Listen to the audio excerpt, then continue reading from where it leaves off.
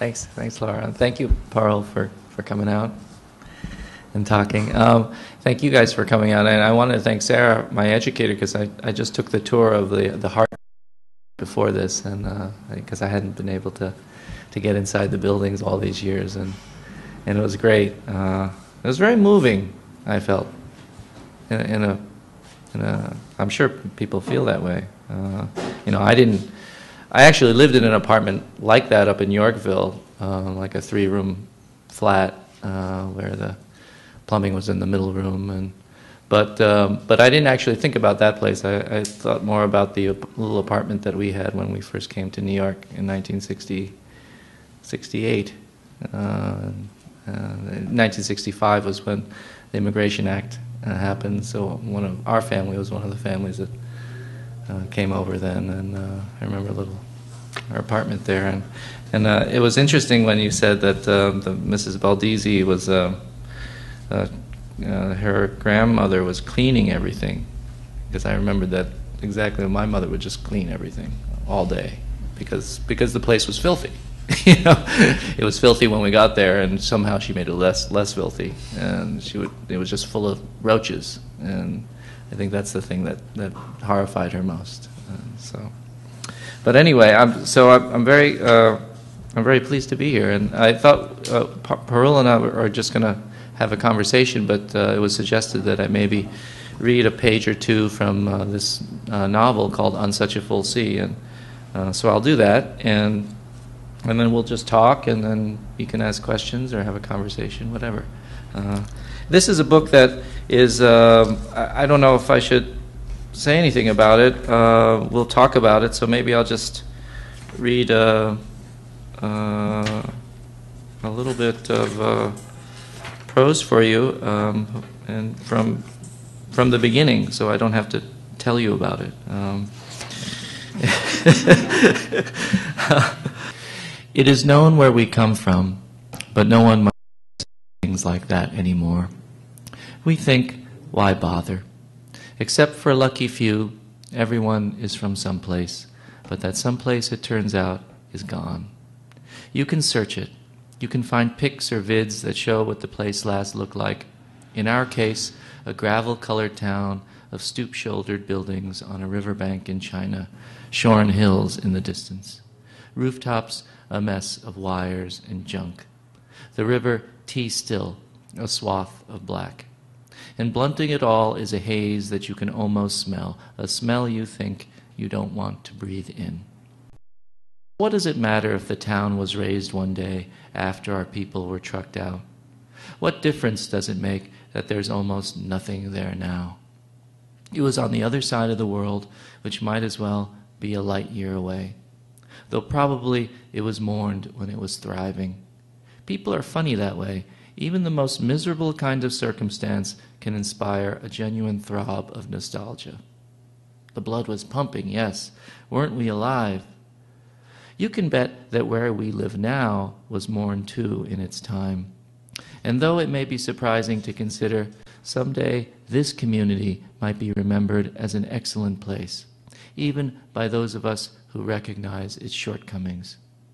But we don't wish to dwell on the unhappier details. Most would agree that any rational person would leap at the chance of living here in Bmore, given what it's like out there, beyond the walls, in the open counties. And even those relative few who've secured a spot in the charter villages might find certain aspects of life here enviable, though they would definitely never say so. We, on the other hand, will offer this. You can rely on the time here, the tread of the hours. If you think about it, there's little else that's more important than having a schedule, and better yet, counting on that schedule. It helps one to sleep more soundly, to work steadily through one shift, maybe even to digest the hearty meals, and finally to enjoy all the free time available to us, right up to the last minutes of the evening. Then, if the stars are out, and they do seem to be out most every night now, we can sit together in our backyards and wave a hand to neighbors over the fences and view our favorite programs while sitting in the open air and authentically believe that this stretch of sky sings its chorus of light for us alone. Who would tell us we are wrong? Let them come forward. Let them try to shake our walls. Our footings are dug deep. And if they like, they can even bring up the tale of Fan, the young woman whose cause has been taken up by a startling number of us. She's now gone from here, and whether she's enduring or suffering or dead is a matter for her household, whatever their disposition. They are gone too, transferred to another facility in the far west, the best scenario for them after the strife she caused. We can talk about her openly because hers is no grand tragedy, no apocalypse of the soul or of our times. Yes, there are those who would like to believe otherwise, that each and every being in the realm is a microcosm of the realm, that we are heartened and chastened, diminished and elevated by a singular reflection. This is a fetching idea, metaphorically and otherwise, most often enlisted for promoting the greater good. But more and more we can see that the question is not whether we are individuals. We can't help but be. This has been proved case by case. We are not drones or robots and never will be. The question then is whether being an individual makes a difference anymore, that it can matter at all, and if not, whether we in fact care. I'll stop there. Thanks.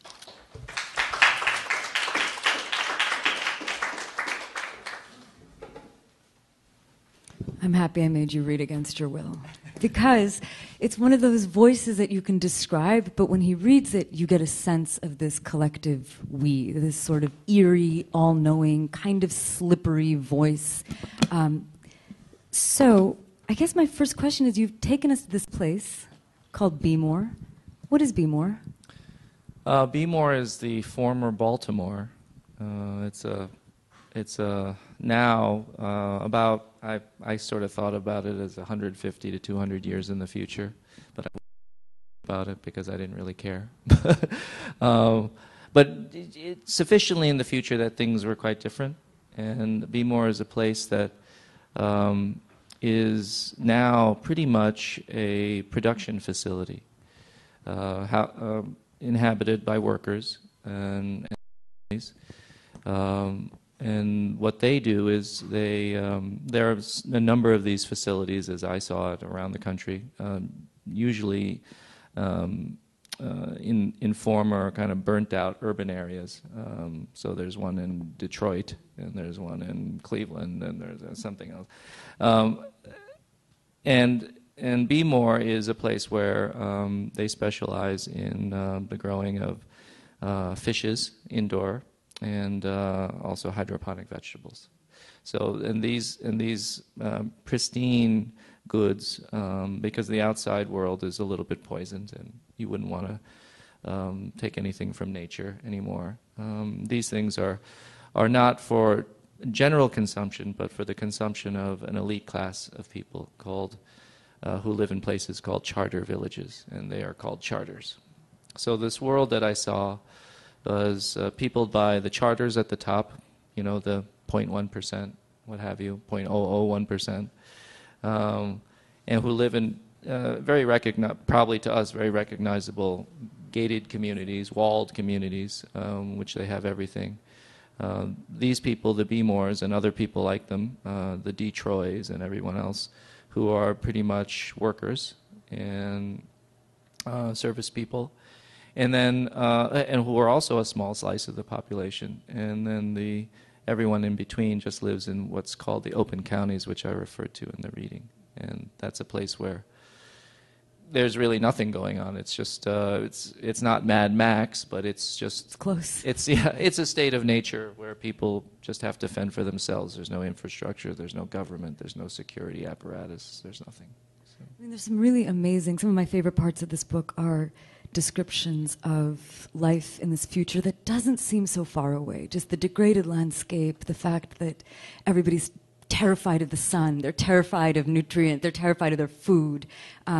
It sounds like Brooklyn, you know? It sounds a little like just... and there's such stinging social critique, and I was snooping around and, reading some interviews with you before, preparing for this. And I read that you had actually, the germ of this idea was this trip you'd taken to the Shenzhen provinces in China. Yes. Can you tell us a little bit about that? Well, I was originally going to write a novel about factory workers in Shenzhen and all up and down the Pearl River Delta. And so I'd gone over there to do research. I got actually into a factory. It was a very interesting factory, actually. It was a factory that produced these small, tiny electric motors, motors that we don't really pay any attention to and we won't see it, but they're the motors that, for example, drive the tray of your DVD machine or your side view mirror in the car. And if you think about it, we use these little tiny motors all day. And so this is a factory that I got to visit under some false pretense. Clearly they wouldn't ever allow a writer in there. I was posing as an investor. Yeah, my brother is I won't go into any more how I got in there, but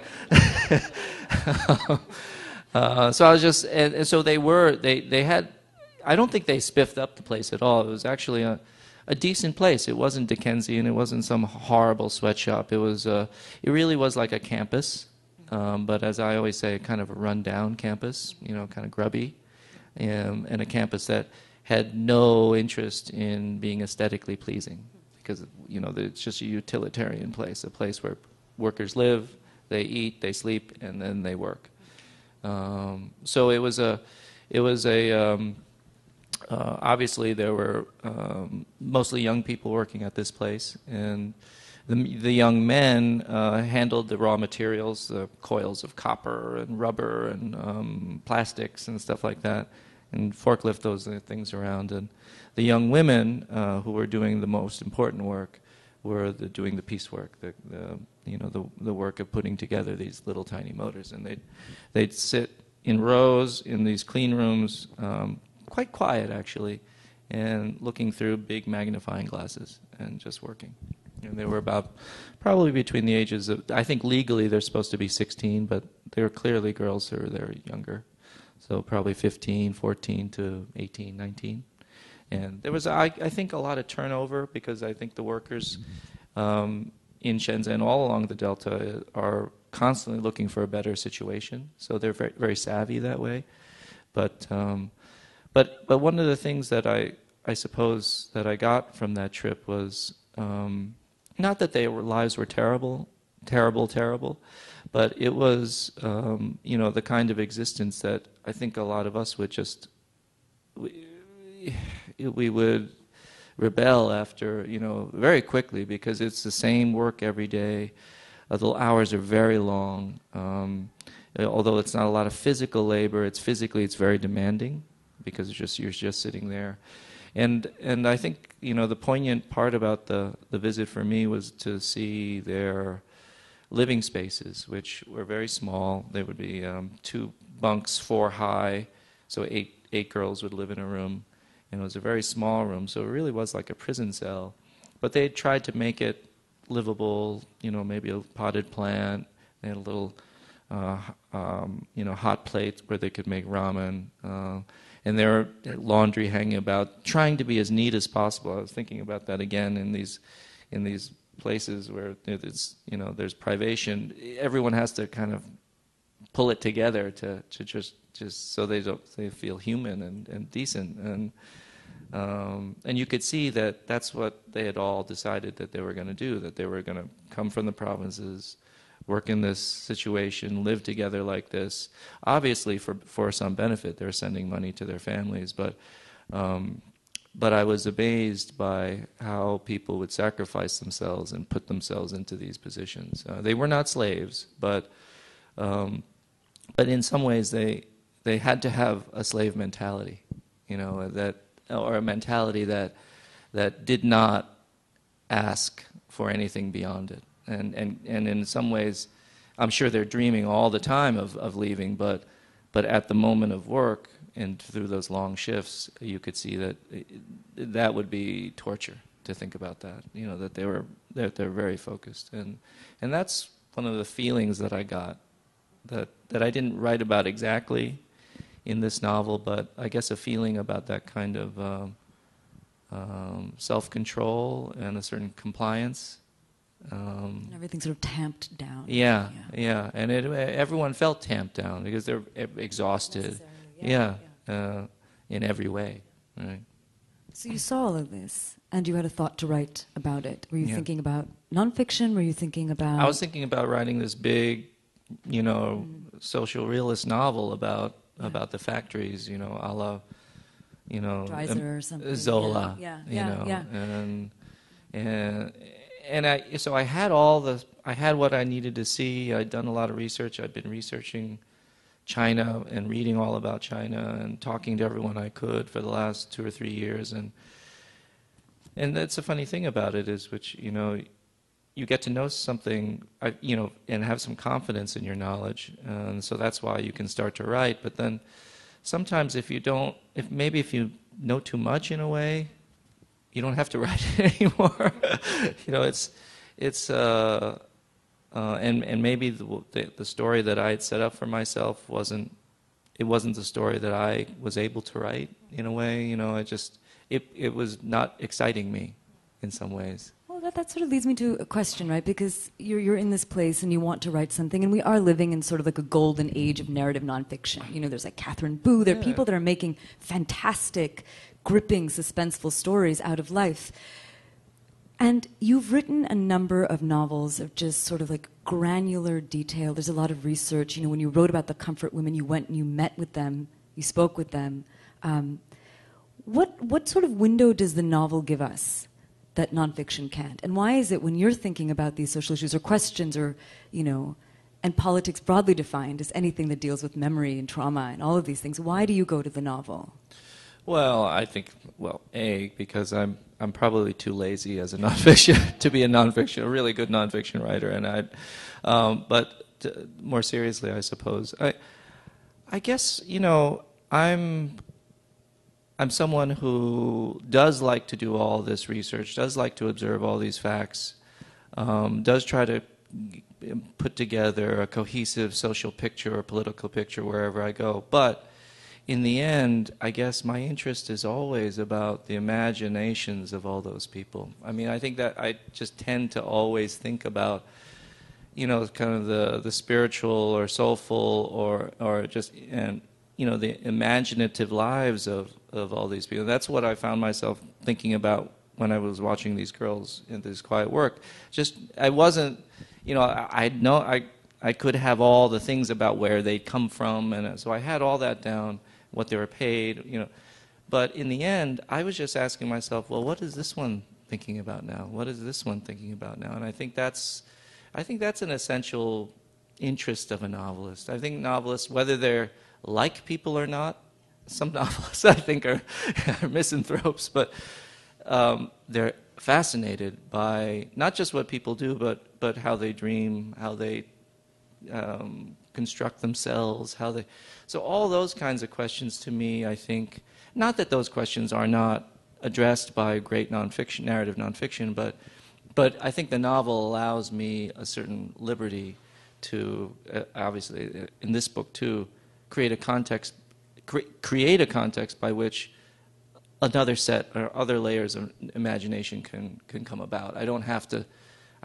rely or relegate myself to this reality. Even if I'm speaking about this reality, I don't have to relegate myself to this reality, which is nice. I think it allows me to. It's not that I like to create worlds. That's not actually it. I actually like to put pressure on my characters in different ways, and if I tweak the world a little bit, or look into a very focused view of a world we think we know, I think that teases out different things about these folks that I can't research, that I have to really just work through. So that for me is, I think, the novelistic urge. Those are the questions you ask. Yeah. Which makes it very interesting because, and we should talk about the really amazing, enigmatic. Is she a heroine? How do we describe I don't know. One of the most amazing things when this book came out And especially for me, who just sort of like reads reviews, edits reviews, very much in this world. And you, at least I think I measure a lot of books by the quality of the questions they raise. You know, like there's certain books that, okay, you have the same damn conversation. Beautiful thing about this book is that we started having so many formal conversations because there's so many strange and surprising, unpredictable choices you make, right? And so, as you say, you know, you're a writer who's interested in what I like to think of people's secret lives, right? The life of the imagination, the life of how we're interpreting moments as they sort of slip by. But Fan, we are not let into her world at all. We are locked out of it. She is this, and you'll tell us a little bit more about her and where she came from, but as a reader, she's just this creature of incredible glamour. She's tiny. She is inscrutable. This community, this we, is... they're protective of her. They're fascinated by her. They see that she gets to them in this really, really interesting way. And she gets to us, and we know so little. We know a little bit about where she goes, what she might have done, all of it steeped in the conditional. So tell me a little bit about this decision to sort of give us this incredibly distant central consciousness. Yeah, I mean, I think some people are shocked when they begin to read the story of Fan. They think that it's going to be a typical story where we gain entrance into all the intimacies of her psyche, her psychology, her emotions, all those kinds of things. And I decided very early on that all those kinds of things, the usual things that you find out from your protagonist or your hero or heroine, would actually be housed or reside in the narration, who is unspecified. This plural we, the community or what have you, the conscience of this place, as they report, speculate, conjecture, wish, very much desire, worry about Fan. So in some ways, for me, the story tries to use Fan as a kind of character that I was just, to be honest, I sort of set an experiment for myself. I said, could I have a hero of a novel in which we have no idea what they thought ever? That's the exact opposite. Who didn't constantly tell us in charismatic ways. How do you root for somebody like that? You're right, yeah. Right. Because normally we're asked to be charmed. We want to be charmed by a narrator. I mean, by the main character. We want to, know all about them. And I have, in all my other novels, of course, given that kind of, view into the intimate workings of some consciousness. But I decided that the consciousness of the hero would not be there. Not that she doesn't have one, but that it wasn't ultimately important. And I think why it wasn't ultimately important for me was it began to be clear to me that the act of telling her story about and creating it as they went along, perhaps, in myth-making in a way or legend-making in a way, was the primary act of the novel and the primary interest for me of where all those typical questions of consciousness would reside. And I think, it is kind of odd. Not that there is a narrator of the novel, but in some ways they're not the hero. But I think they are. I think they are. She is heroic. You can't. She is heroic. She does things. She does crazy. Well, daring. She does act. Yeah. She does have fear. She does feel a certain responsibility in certain situations. But I always thought of her as very elemental in a way. She's just sort of a force. She's a good person, but perhaps no better than any other good person. She is someone who I always thought of her as a character who is sort of like a tree, wonderful like trees are, and that's just the way they are. They're there, and they have a certain kind of energy. But it's funny, it's such a repose. Like I went to an MFA program, and anybody here who studied writing knows like all the injunctions that you have to make somebody real and authentic and believable, and you have to know which way they part their hair, and all of these little things. And then you have this character who's this right, like this tree, this inscrutable, and she's animated by the voice of the community. So let's talk about the voice a little bit.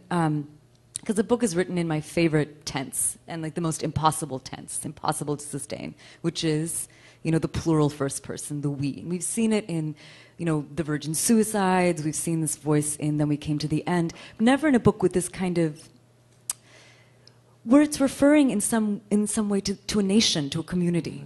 Now, is this a perspective you played around with, or was this something that you knew initially that? Because it's so crucial to the story, It's the complete spine of the story. So how did you?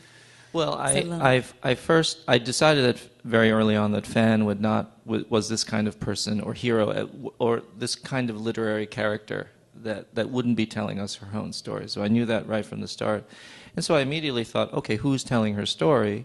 Would it be third person? I could very easily told it from third person up here, but I wanted more intimate. Want something more possibly colloquial. At times I wanted something that was as not had omniscience but still had limitations, let's say. So I thought, oh, well, I could just have her sister or brother, say, narrate the story. But I didn't want, but I very quickly realized that this story was, because of some of the things that I was talking about my research in Shenzhen, I had a very much of an interest, not just in the individuals, but in the collection of individuals in this kind of engineered place, this constructed place that had a purpose and a mission. And so I was very much interested in how this place would react and act upon the exploits of Fan. So she's really just a vessel and a mirror for them as she goes out into the world. And so I started writing it in the we, and immediately it felt right. Although I did very much question, I said, well, it's very easy to start a story in the we, but how do you sustain a story in the we? The we has to change. The we has to change. And does the we know itself? Right, like it's right. really... And I realized that very quickly it had to do all those things, because if it doesn't change, then there's just no point to it. Then why bother, right? And it's a little bit, it's again like in the Joshua Ferris novel, it's a tighter place, and so maybe the we, you can almost see exactly who that we is, and in the Eugenides novel, a novel is just, I think is one of the more beautiful novels that you'll ever read, is. But they're still pretty circumscribed as to who they probably are. But I think with my we, because it's a whole community with lots of different agendas, voices, I kind of thought I have to welcome that in. And so the we is not consistent. And that's one of the things that I suppose began to learn. And I think you do that as a novelist. I mean, when you write novels, you kind of learn the best way, or at least what feels like the best way to write your own novel. You don't absolutely know that from the beginning.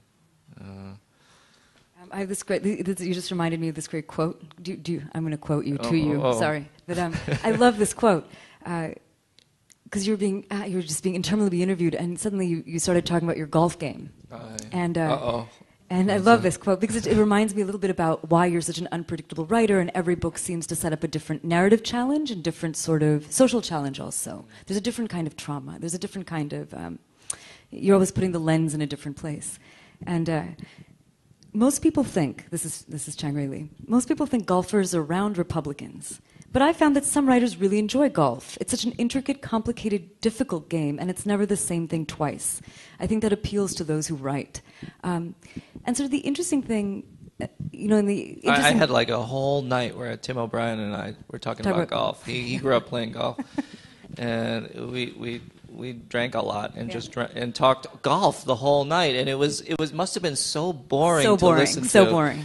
But for us, it was so fascinating.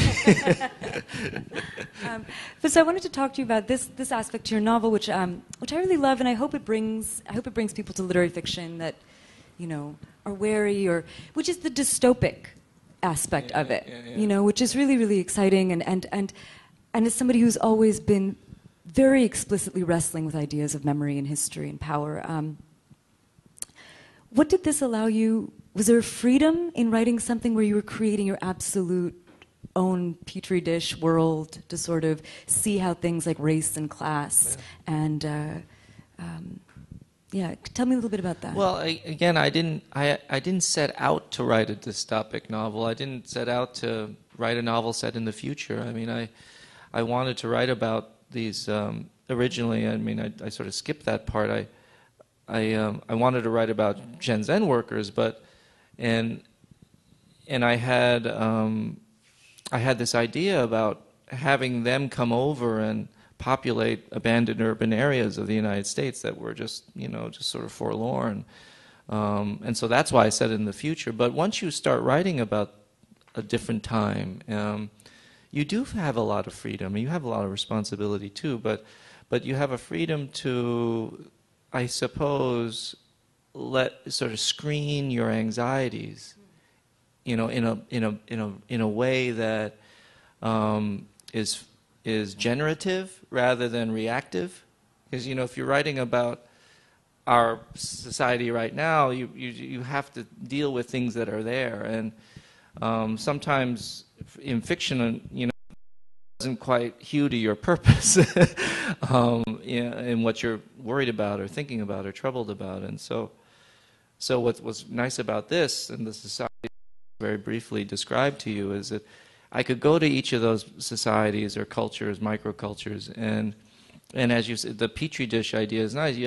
I could just put a little element in that I liked as a novelist, but then allow that to grow in a really bizarre, weird way. And so people say in the charter villages who have everything, I mean, so what is their worry? And I began to see how neurotic and fetishistic and perverse they all became psychologically and spiritually, and because they're all everything was so intramural and kind of incestuous.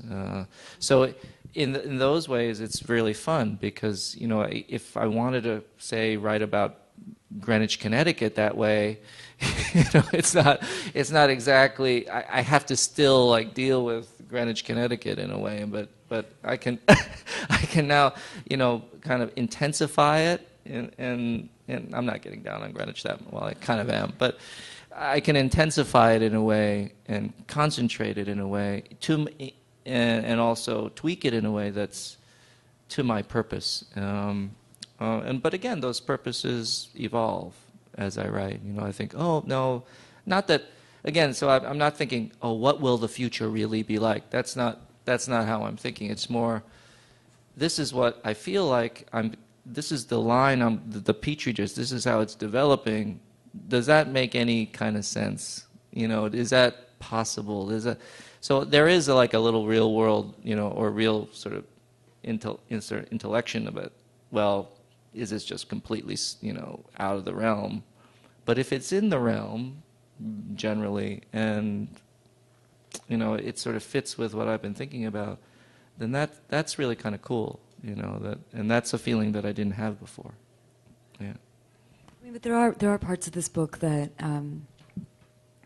are beyond just the allegory and the political elements, and it is a love story.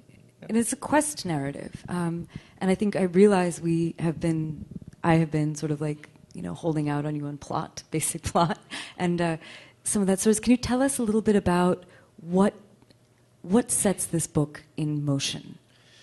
Well, it is an adventure quest story. I mean, it's set up like a classical romance where there's a hero who goes out into the world and discovers it for us.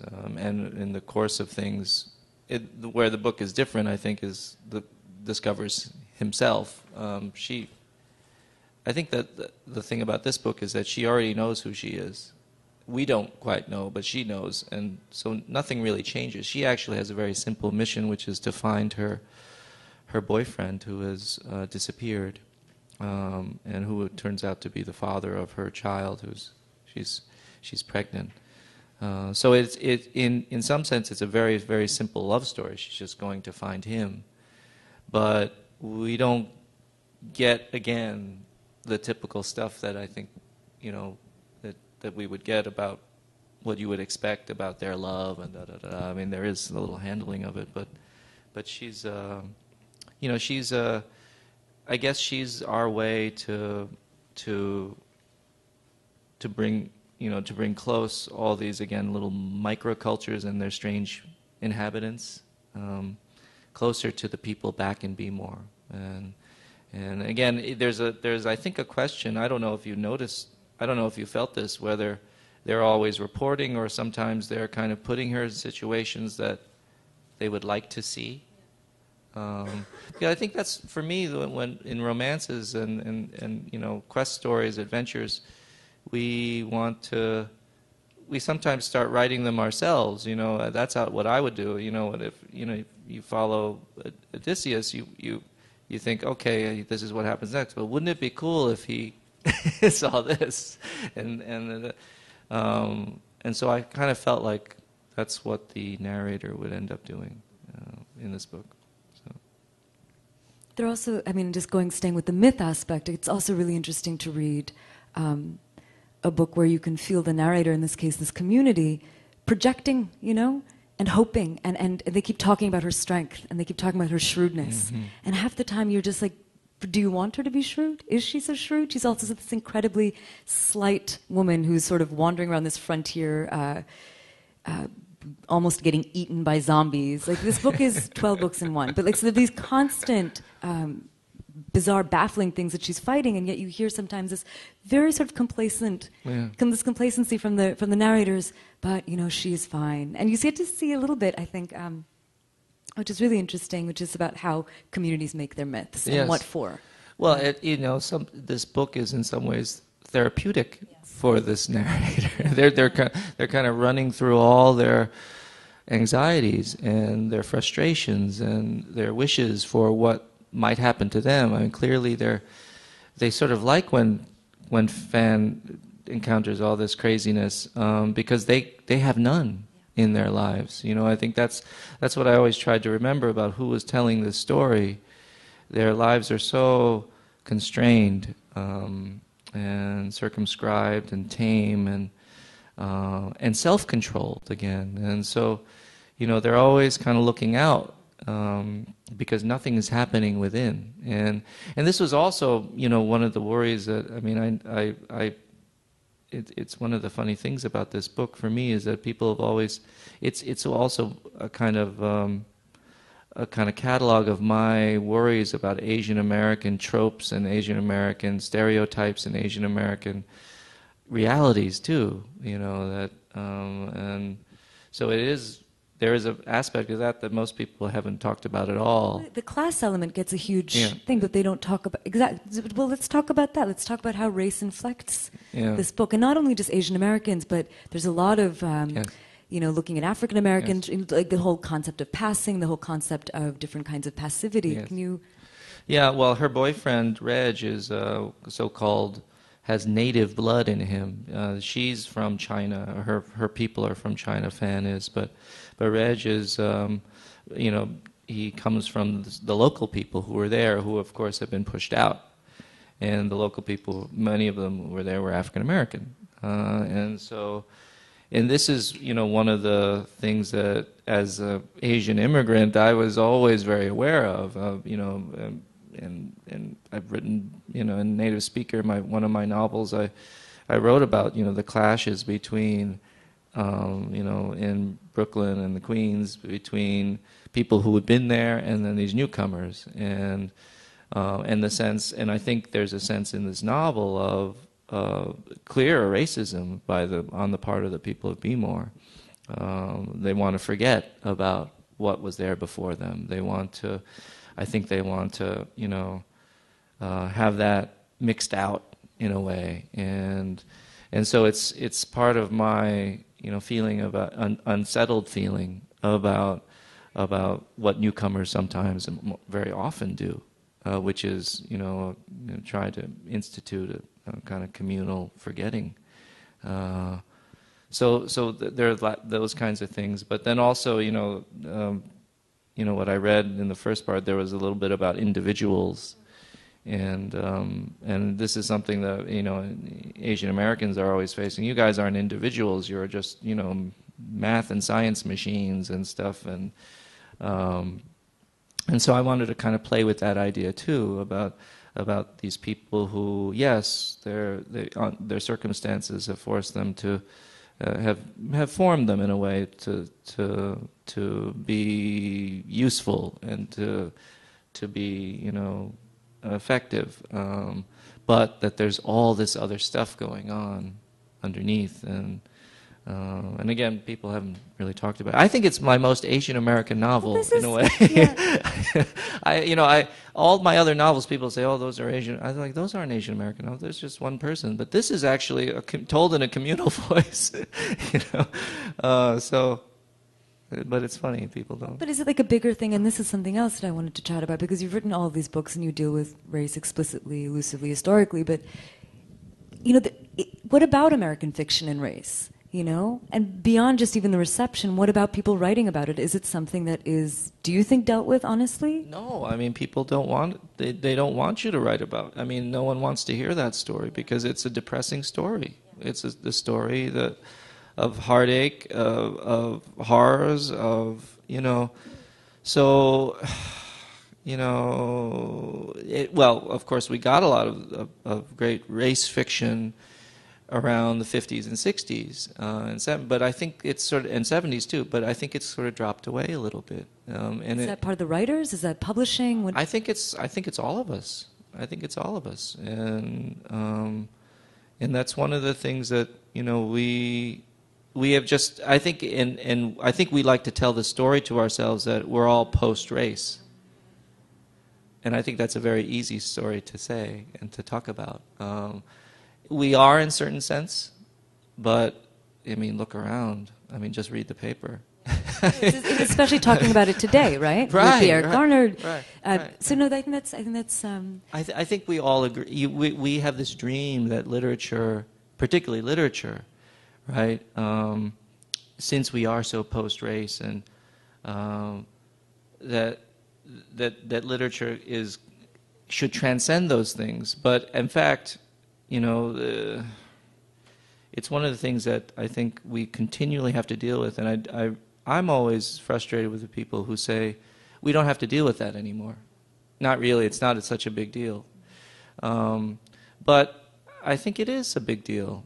I think it always will be a big deal. And I think once we stop doing that, then I think the literature ossifies, and it becomes a parochial literature. You know, so. What about the ghettoization of writers who do write about race? Yeah, well, that's another real. They're totally on their own. I mean, you know, and they've, you know, there's a writer that I admire. His name is David Mura. He's a Japanese American writer, lives in Minneapolis, and he's a real race man. He really writes about race in a way that I wouldn't write about race, but that's him. It's great. But I think it's so easy to accuse him of just caring about race, where he's really, you know, where he's really caring about much grander things also, but he's looking at through the prism of race, and you know, and the funhouse mirror of race, to examine us, and again, people don't like the way that looks, and it's. It's my special bugbear, right? And thinking about your first book, Native Speaker, one of the interesting things is like when we talk, what do we talk about when we talk about race, right? And there's this beautiful, like, the parents are beautifully drawn in that book, and you get the sense that if you're an immigrant or you're a person of color, you live with many parents. You know, you actually watch your parents become physically different people all the time. Mm-hmm. You know, so it's like, it's not, what is just race? Like, you're growing up with a multiplicity of selves. Mm-hmm. And I think that's. Yeah.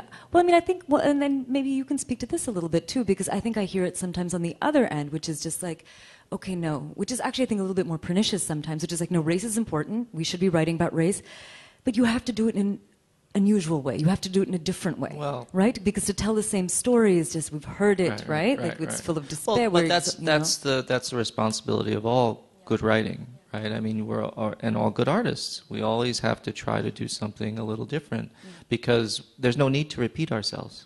That's what I tell my students all the time. Don't repeat yourself, either in form, content, or tonality. Don't do it, because why do it again? The question is, though, but outside of that, yes. So inside, there's always an artistic, intellectual responsibility. But outside, I think we should continue to press the need for artistic, intellectual engagement of these issues in a way that is on a, I think on an interesting level rather than on the usual kind of level. I want to add a quote to just this part of the conversation. It's my favorite quote in the book. And the community's talking about Fan, and it says, "This is why Fan captured our imagination, the very imagination, to be honest, that never seems terribly vital or necessary when things are going right, when we are eating well and sleeping well and lacking only certain exalted luxuries." And I love that, right? That so when things are toughest, this is when we have most need of narrative and most need of these stories. Of telling stories, of speaking out, connecting, so, but and I think that's ultimately what's I think this unspoken urge in the book from the start of the book, which is, oh my goodness, maybe we are speaking out by telling her story. These people are not rebelling, they're not tearing down walls, but they're acting in other ways, and that's, I was just in Hong Kong too a few weeks ago, and I walked, they're dismantling the place, the camps now, and I was walking through there, and everyone's so young, they're all, and the people of Hong Kong, what little I know of the people of Hong Kong, the joke is, of course, Hong Kong people are so, they're kind of pushy and very into business, but actually politically and culturally they're very tame. They're very polite. And the thing is, it's like that there. They have everything organized, and it's really wonderful. But so they're not. And of course, they probably would want to tear down things if they could, if they thought that they would survive it. But sometimes, and they're about to surrender now, which is necessary, I suppose. But sometimes, it's just important just to gather and to speak and to do all those things, and people forget that. I think we've forgotten about the symbolic power of that. Maybe we're just getting to, I don't know, we just want action all the time, or things have to always be effective, but in a certain very patent way. And I thought it was just very effective just to see it, just to be there. Just bearing witness. Yeah, just to bear witness. And they're just saying, listen, we know we have no power. They can't fight the Communist Party, China, but this is what they can do. So it was quite beautiful to me. I want to leave a few minutes to ask some questions, if anybody has any.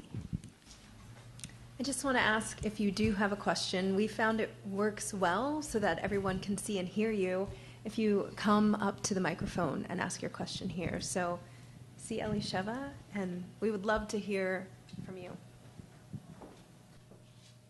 Or we can get him to read again, which he would love to do. You don't have to have it. Yeah.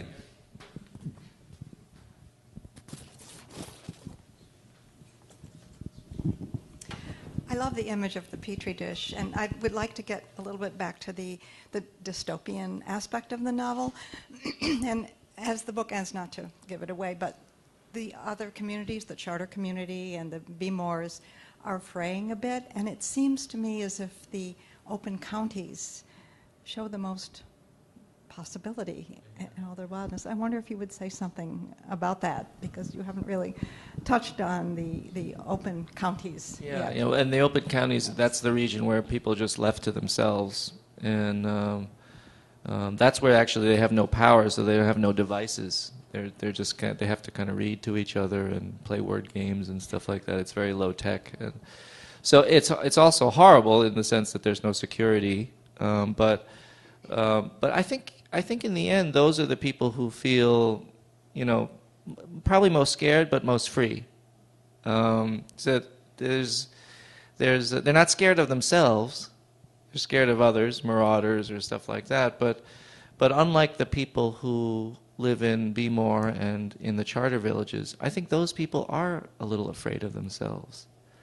I think they're afraid of their own neuroses. They're afraid of their own, I don't know, I guess compromises. And I think the people in the open counties are the ones who, they cook for themselves. They have simple pleasures because that's the only ones that they can afford.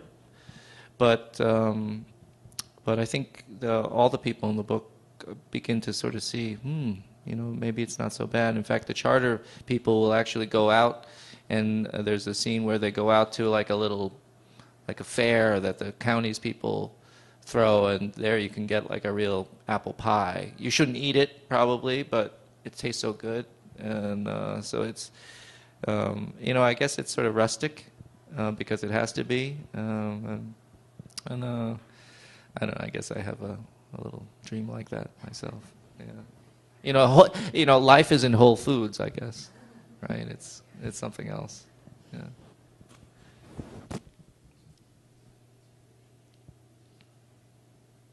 Well, thank you. Maybe on that note. Yeah, thank you. Thank you so much, Chang-rae. Thank you. You're great.